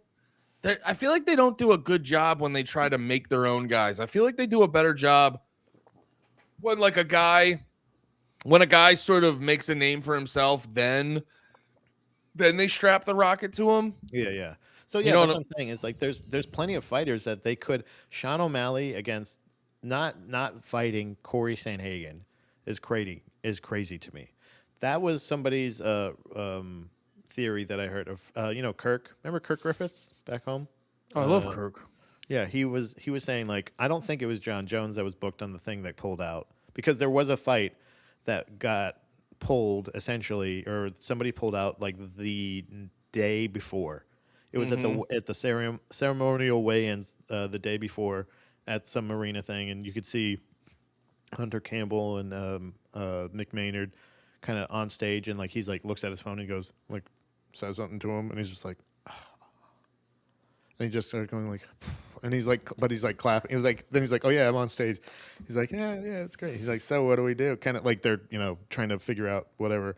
He thinks that possibly it was going to be Piotr Jan versus Sean O'Malley for the championship, as maybe one of the like their maybe 3 championships are going to be on the line, and Piotr Jan pulled out, and then I can't remember Imavov. I can't remember who not Imavov. Either way, somebody else went in his place. So I think I think it's like it's a good card, but like for them to say this is going to be the card of a century, this is a spectacle, this is going to be nuts and blah blah blah, all this crazy shit, and it's just like no, it's fine. It's just a pretty good card. It's a good card, but it's like it's like it would be 327 or 320. Yeah. Like it's just. Well, I think whatever. the This should point be you're Michael Chandler versus Michael Chandler's clone. yeah. For No, the that's main what event. I was just gonna say is like the point the one point you made is like the most is like the biggest thing that's resonating with me is it's like why are you booking this like a real UFC card? Why is there Yeah. not more? It should be Michael Chandler versus like a shark. So 327 is this is just for context. So the White House card is is Justin Gaethje against Ilya Topuria, which is going to be a bloodbath either way, but I think Ilya Topuria takes that big time. The co-main is the interim heavyweight championship, Alex Pereira against Cyril Gane. That's going to be a great fight, but also, okay, America. There's a Brazilian and French guy. Woo. Michael Chandler against I can't remember who he's fighting. Mauricio Rufy, one of the fighting nerds. That is also going to be a very good fight. Sean O'Malley against the other guy that I can't remember, unfortunately. Sorry. And then Diego Lopez against another fella, Steve Garcia, I believe, which is all of them 6 fights, but also you just kind of added a prelim main event to the card to make it 6, which is whatever, fine. It's for President Trump's fucking birthday, which is lame as hell. And 327, the next numbered UFC event that's happening, Yuri Prohaska against Carlos Ulberg for the vacant light heavyweight championship. Joshua Van against Tatsuro Taira for the championship.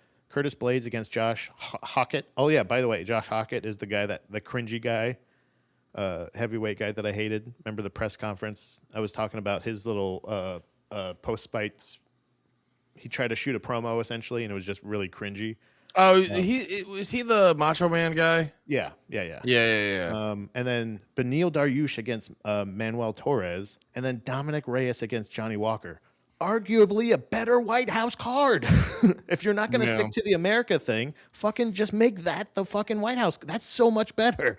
You know what I'm saying? Like, You you think can book maybe great cards, but like to say that this is going to be the fight of a lifetime, this is going to be crazy. We're thinking Conor McGregor is going to come back and he's going to fight Brock Lesnar's daughter.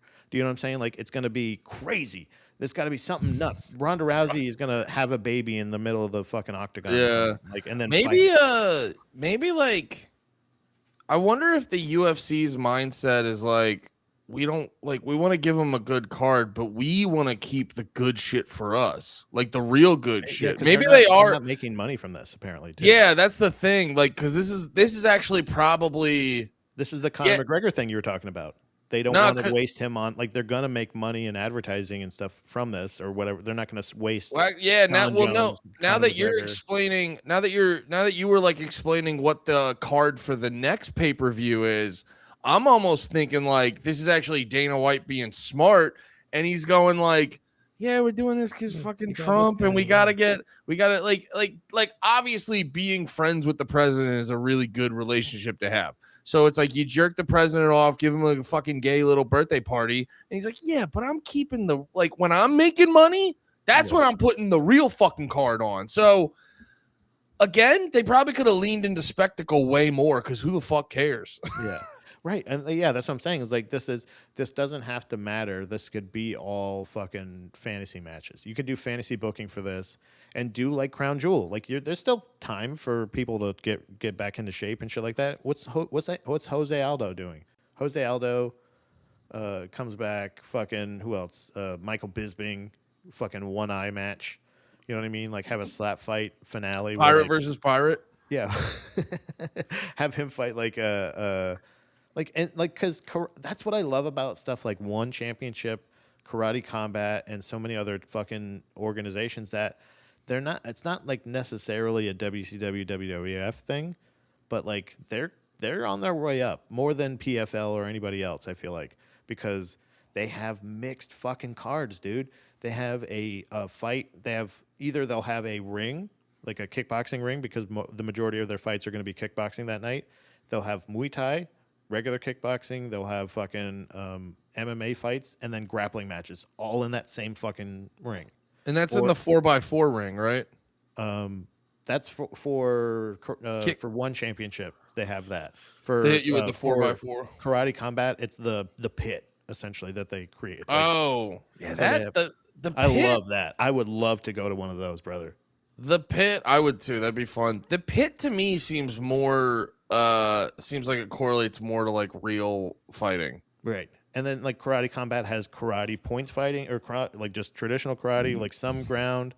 They have regular grappling matches mixed in as well. Like it's every one of them. It's not so much spectacle as it is variety. It's something like I like combat sports. You know what I'm saying? I like boxing. Yeah. It's cool, but I don't want to just watch boxing. I want to watch MMA, Well, it sounds which has like everything you can possibly want. You know, it sounds like the difference between WWE and AEW is like WWE's bigger, but they're also going for two different things. That's what AEW was smart, is they're trying to, like, for the longest time they were trying to compete with WWE. They were trying they were taking shots at them all the time, and I'm not as locked in on AEW right now, but the vibe I get is AEW is just over there being AEW, and they're like, I'm happy for WWE. Have fun. Because WWE, their one big problem is, you kind of saw it where we were talking about with the Danhausen situation, where he's in fucking Chicago. It's one of the biggest wrestling cities. It's like that stadium should have been full of like the smartest of marks. But then you realize, because WWE is constantly like, they exist to cater to the casual fan. Yeah. So you get the ring full of people who have no idea who Danhausen is, and that's why he gets booed when he comes out in fucking Chicago, which is still crazy to me. Yeah. But AEW, like, they make it enjoyable for the kids and the casuals, but they are really like, yeah, this is for the 20, 30, 40-year-olds. This is for the hardcore smart marks. And they make it work. I mean, they do have the backing of a billionaire, so I'm sure that really helps them mitigate losses and stuff like that. So yeah. I don't know. And they're not like a publicly AEW is not a public company, so they don't have to release profits and shit like that. So who knows? Maybe they've been at a loss the entire time, but also, I mean, But it's been entertaining. I had a great time. No, it's AEW does a great job. But also too, AEW is also still. I mean, they're. I think they're about to hit 10 years. Oh wow. They might. Well, because I know they. Wait, when? I'm gonna piss. Yeah. When did AEW start? Yeah, 2019. Okay, so they're not about to hit 10 years, but they've been going for about. Okay, they're getting close actually. Yeah, 7. They've been going for about 7 years now. They're still a newer company, so I don't even know if necessarily not turning a profit is a bad thing. But I think from a product standpoint, if you just look at it from a product standpoint, the type of fan AEW it tries to satisfy, I believe, is satisfied, and the type of fan WWE tries to satisfy is generally satisfied. So I think yeah, and the correlation, I'll bring this back up when Pat comes back, but the correlation I was trying to bring is it sounds like UFC versus whatever that other I forget the other promotion he said, Combat Fighting League, I believe. The difference between the two is I think UFC is constantly like, they're not just like, that's why any company would go to Paramount, but that's why they're trying so hard to have these like private Paramount deals is they're trying to get the casual fan. I think UFC's expectations right now is on the casual fan, and Karate Combat League. I forget. I didn't say that to be funny. I genuinely forgot what it was called. In the combat pit, they're more trying to appeal to the hardcore fan. Just the way Pat described the booking, Jesus Christ, just the way Pat described the booking, you can tell they're much more locked in on what the hardcore fan is, because honestly, like UFC trying to appeal to the casual fan, they're going to book less variety. They're going to try to book these matches where they can like make them viral. You know what I mean? I feel like again, I apologize if I'm saying this wrong, Karate Combat League, they're probably booking based on like, what is a true MMA fan going to enjoy and going to appreciate right now, where UFC is like, all right, how can we get viral clips? How can we get all this stuff on the internet? How can we get more people going, yo, what the fuck is this? And it's unfortunately, as a fan of the sport, who doesn't have $70 fucking like twice a month or however often these fucking pay-per-views are, as a fan who doesn't want to spend all that money, I appreciate them being on Paramount, but there is this part of it where you go, oh, the product being on Paramount might fuck up the product. Because that's like, honestly, it goes back to the topic and it's what's been energizing me in a lot of shit lately in the past week or so, is just if you see a thing and you're like, why is this happening like this? It doesn't make any sense. You got to sit there and go like, well, where's the money coming from? That was always a big thing with, I noticed it with WWE fans. You could say this honestly about Call of Duty for the longest time. I remember experiencing this when I was hardcore into Call of Duty. Fortnite is actually a good product that, like, Fortnite like has your money, but they still seem to care what you think. I was saying WWE, like things like I saw this in the Call of Duty community, like with WWE, like all these WWE fans would be like bitching and moaning that the product would never get better. And I was like bringing it back to like, well, where, like, are they still getting their money? Where are they getting their money from? And it's like, well, this fucking sucks ass. And it's like, all right, are you going to keep watching it? And they're like, yeah, I will watch every second of it. And I will be aggressively engaged. So it's like, you got to think about it from a financial standpoint. WWE's going, so no matter what we do, we get all of this fucking idiot's money. And they're like, yes. And you're like, okay. Like, so they're like, the incentive to get better goes away. And that's where you kind of look at, that's what I was saying about UFC, where from my pocketbook. I like that it's on Paramount. It's cheaper Yeah. for me. I can watch way more UFC and same. only have to spend exactly. Yeah. But then you start to realize, like, okay, how are they making their money? How do they like? What are the type of people? What are the type of people they want to watch this? And you go, Who are these people? Who are these damn people watching all this fighting, George? But you then realize, you go like, oh, is that going to shift is that going to make the product shittier because they're spending more time? And this was the question I wanted to ask you when you got back here, is like, I was correlating it between WWE and AEW. WWE, they spend their time appeasing the casual fan. AEW spends their time appeasing the hardcore fan. Is that the difference between, is that what UFC is feeling like right now compared to, what was the other one called? Karate Combat League? Or Yeah, Karate Combat. And there's also BKFC is a little too intense for me. I don't think I could handle that.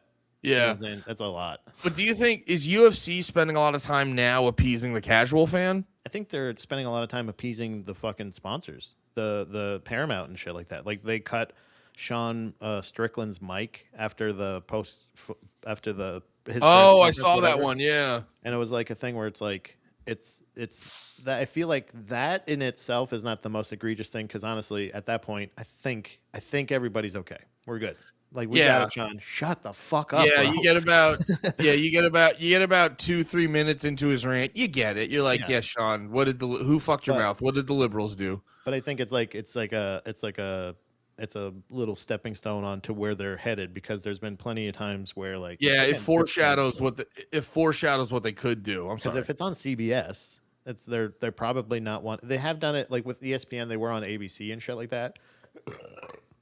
And that was one of Max Holloway's one of his greatest fights. It was the first one they ever did on ABC, but like they're fucking cage fighters. It's crazy to think that you should have this on broadcast TV, and to expect the cage fighters to have decorum, not to go like, fuck you, motherfuckers. I just kicked the shit out of that piece of shit, and that's what you get for talking about my mom. You think you could say that she should get raped, blah, blah, blah. And you're just like, whoa, whoa, whoa, whoa, what are we, whoa, whoa, whoa. You know what I'm saying? Like, it's a crazy scenario like that. You know what it sounds like? You remember that video where the gorillas were fighting, and then there's gorillas in the pen fighting at the zoo, and then this lady goes like, someone get the zookeeper, and you're like, what's he gonna do? Yeah. Like outside, you're like, yeah, dude, you gave Sean Strickland a mic. What the fuck? Like, you can't be like, oh, hey, this guy. He just punched the shit out of a person into submission. You know what I'm saying? Like, he beat a man into fucking submission, or like to be saved by another man that said, please stop punching that man. Yeah. You know what I mean? Like, he gets to go out there and go like, yeah, I think this is what the Jews are doing. Blah, blah, blah. You know what I mean? Like, I guess he turned into Alex Jones, but it's still a thing. You know, it's like, come on, man. Why can't we?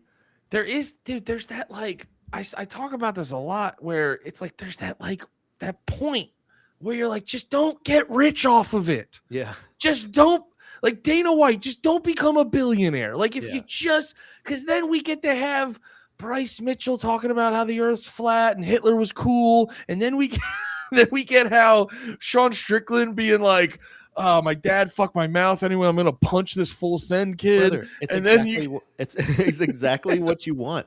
It's a thing where like Bryce Mitchell's gonna go, I think Hitler's a cool guy, I'd go fishing with him or whatever, but blah, blah, blah.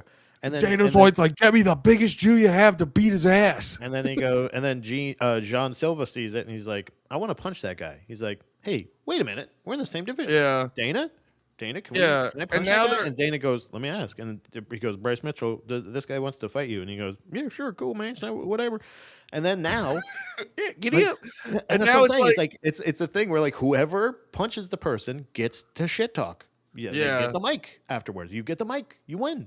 And then Dana White is like, hey, Sean, so Hot Pockets didn't like how you threatened to rape that guy, so we're gonna have to pull you're gonna have to pull it back a little bit next time. And it's like, no, can we do the FX route? This is what FX did. This is how the FX had back in the day, had the greatest shows ever, where it was like Always Sunny and Louie and all this shit. Because dude, I remember I would watch it. I would watch FX late at night, and you in the middle of the commercial of Louis, it would just be a random commercial for like a fucking furniture repair store down the street. Because FX was just like, yeah, dude, we want to make cool shows. We'll find the money. It's like everyone wants to have prestigious sponsors and shit like that. It's like, no, dude, because in my opinion, like you see it in podcasting, it's just like fucking boner pills and fake drugs and gambling apps. Like we can find the sponsors to make cool shit. It's like just slap a goddamn RainBet logo on it. Who gives a fuck?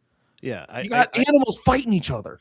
And that's the thing is you took away revenue from the fighters. Like early on when they had their one of their big first deals, like with like Reebok, when they got that, they were like, okay, now we have uniforms and you're not allowed to have your own sponsors and you can have approved sponsors, but we get a cut.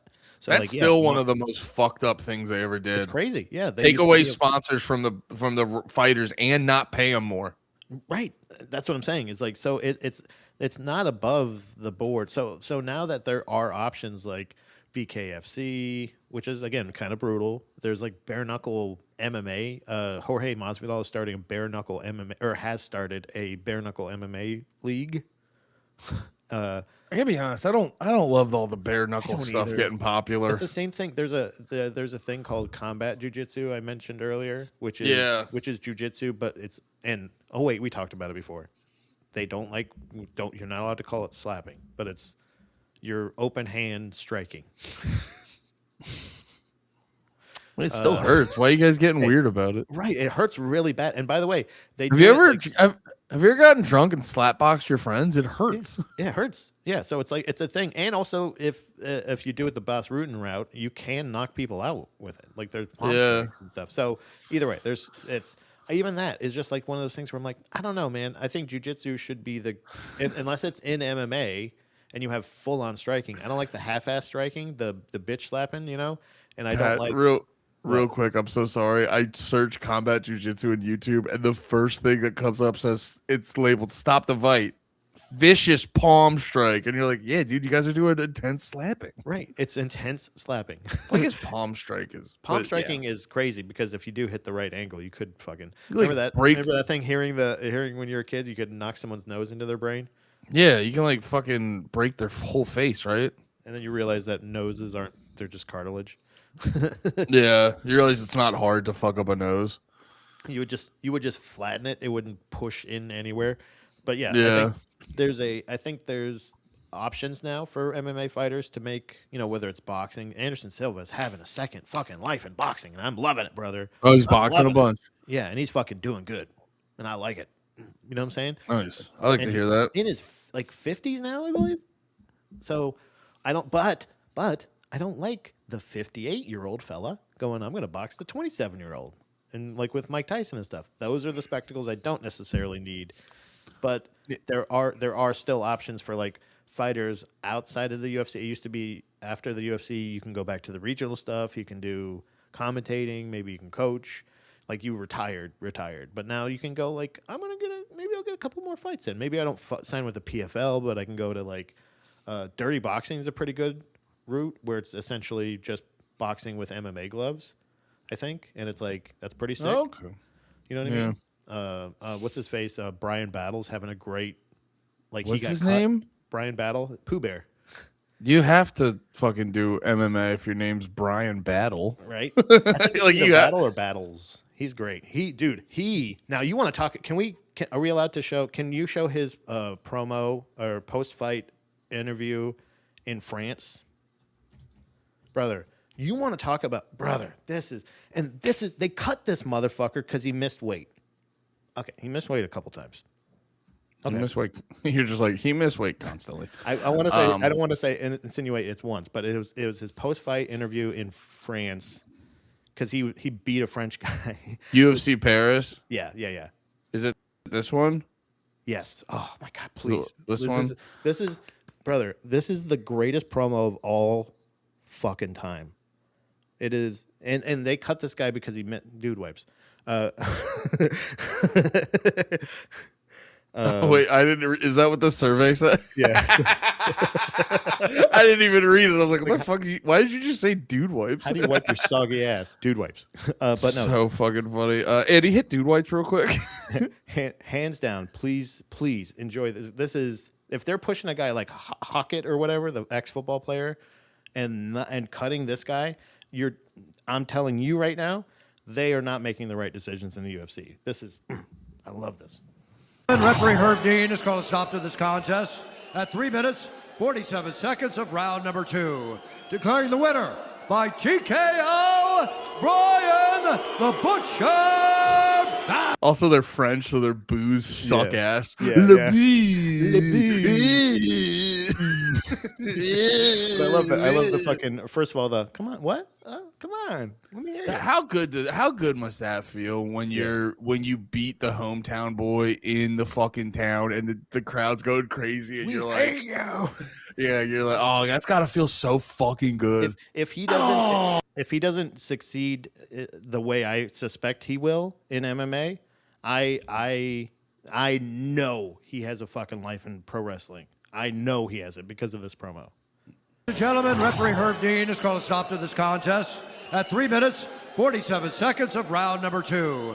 Declaring the winner by TKO, Brian the Butcher Battle. LeBoo. I'm here with the winner, a victorious Brian Battle. Brian, what's going on with the crowd? What's with the finger? Brian, qu'est-ce qui se passe avec le public? Pourquoi le doigt d'honneur? Mike, I gotta say something right quick. Yeah, keep booing me, baby. Keep booing me. I love it. I love it. Listen. People been booing me and doubting me since I started training. I love it. The more you boo me, the stronger I get, baby. I'm used to this. Y'all can't stop me. Keep it up, baby. Keep it up. Y'all can't stop me. Continuez de me huer parce que depuis le début de ma carrière, les gens ils me huent et ça fait que me renforcer, ça me donne de la force, ça me pousse encore à me retrancher et de faire de mieux en mieux. Donc continuez, j'adore ça, je kiffe. Brian, let's talk about. Real quick, not to cut off the flow. The UFC hires really good interpreters. Yeah. Because the fact Excellent. that you're watching him going like, oh, you said exactly what he just He said. said everything he just said. That was wonderful. Yeah, they did And I've great. every time the UFC's interpreters are amazing. Yeah. About the fight. A tremendous performance against a really tough opponent. You went out there trying to take him down in the first round. He's an expert at judo. And then in round 2, you go to the hands and then you get the stoppage. Listen, that was incredible work. On va parler du combat maintenant, Brian. Dans le premier round, on a vu que tu as essayé de trouver la soumission, le takedown. Et après, dans le deuxième round, tu as essayé vraiment plus dans ton striking contre un adversaire très très fort, un adversaire de taille. Donc parle-nous un petit peu de ce qui s'est passé dans le combat.